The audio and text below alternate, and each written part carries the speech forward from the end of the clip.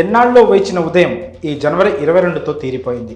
అయోధ్యలోని రామ మందిరంలో బాలరాముడు కొలువై ఉండడంతో హిందూ భక్తుల కళ సాకారమైనట్లయింది.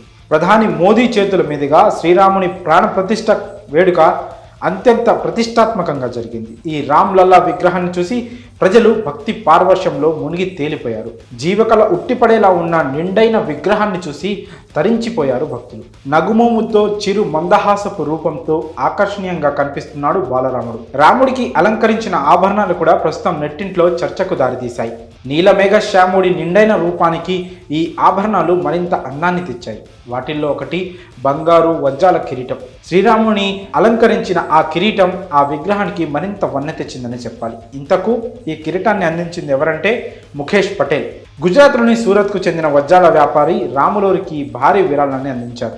ముఖేష్ అక్కడ ల్యాండ్ డైమండ్ కంపెనీని నిర్వహిస్తున్నాడు. ఈ కిరీటం ఖరీదు ఎంతో తెలుసా? అక్షరాల 11 కోట్ల రూపాయలు.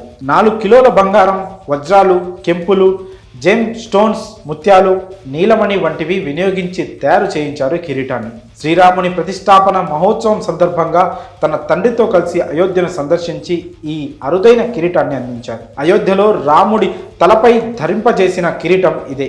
కేవలం కిరీటం రూపంలో మాత్రమే కాదు, తలుపులు, గర్భగుడి, త్రిశూలం, ఢమరుకం, పిల్లర్ల వంటి రూపాల్లో రామమందిరానికి భారీగా బంగారం విరాళం అందింది.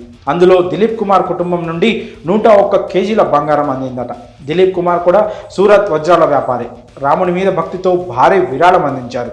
వీటి మొత్తం విలువ 68 కోట్లు అని తెలుస్తోంది.